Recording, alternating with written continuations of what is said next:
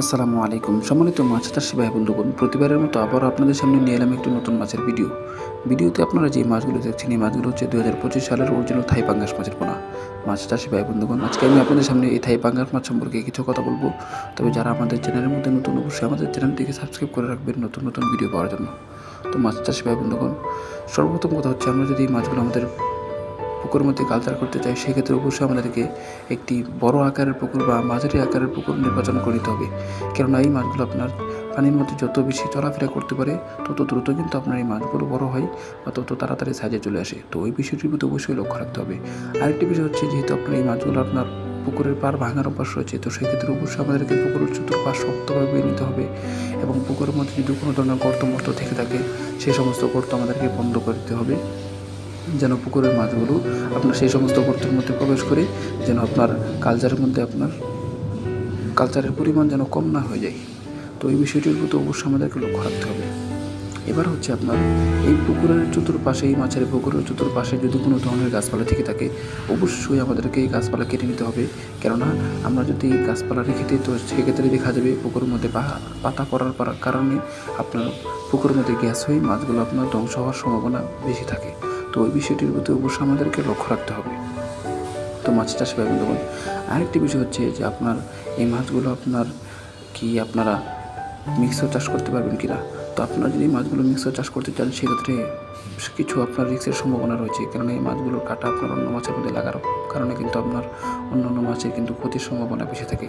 তো ওই ক্ষেত্রে আমি আপনাদেরকে পরামর্শ দেবো যে, আমরা এই মাছগুলো মিক্সও চাষ না করে আমরা এককভাবে চাষ করে সবচেয়ে বেশি ভালো।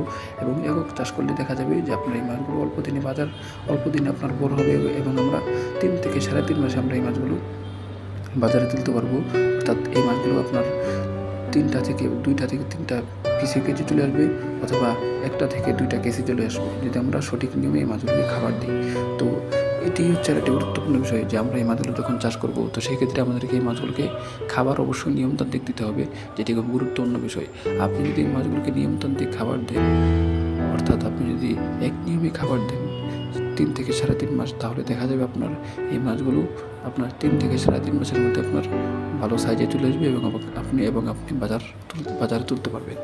তো মাছ চাষি ভাই বন্ধুগণ, এই বিষয়টির প্রতি আমাদেরকে অবশ্যই রাখতে হবে খাবার দেওয়ার বিষয়টি, যে আমরা এই মাছগুলোকে নিয়মতান্ত্রিক খাবার দেবো এবং যে কোনো এক সময়, অর্থাৎ সময় বেঁধে খাবার দেবো, যেন এই মাছগুলো অল্প দিনে আপনার ভালো সাইজে চলে আসে। আর এই মাছগুলোকে কিন্তু আমরা খাবার হিসেবে, যেমন ধরেন এই বাসমান ফিড খাবার হিসেবে দিলে সবচেয়ে বেশি ভালো। কেননা এই থাই পাঙ্গাস মাছগুলো আপনার বাসমান ফিড খেতে বেশি পছন্দ করে, তো আমরা বাসমান ফিডই খাবার হিসেবে দেব। তো মাছ চাষি ভাই বন্ধুগণ, আরেকটি বিষয় হচ্ছে, আপনারা এই অরিজিনাল থাই পাঙ্গাস মাছ আপনি যদি অল্প দিনে কালচার করতে চান, তো সেই ক্ষেত্রে অবশ্যই আপনাদেরকে অরিজিনাল থাই পাঙ্গাস মাছ ক্রয় করতে হবে।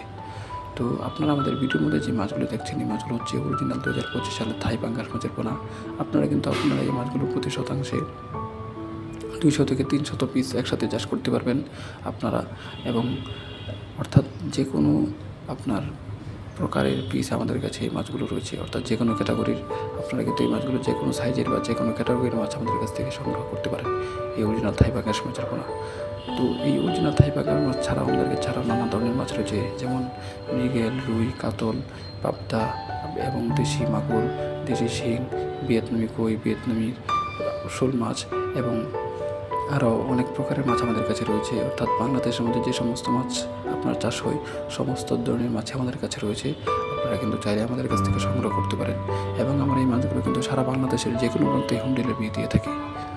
মাছ চাষি ভাই বন্ধুগণ, আমাদের ভিডিওটি ভালো লেগে থাকলে অবশ্যই আমাদের চ্যানেলটিকে সাবস্ক্রাইব করবেন এবং মাছ সম্পর্কে যে কোনো তথ্য পরামর্শ জানতে চাইলে আমাদের হোম স্ক্রিনে দেওয়া নাম্বারে যোগাযোগ করতে পারেন। ধন্যবাদ সবাইকে।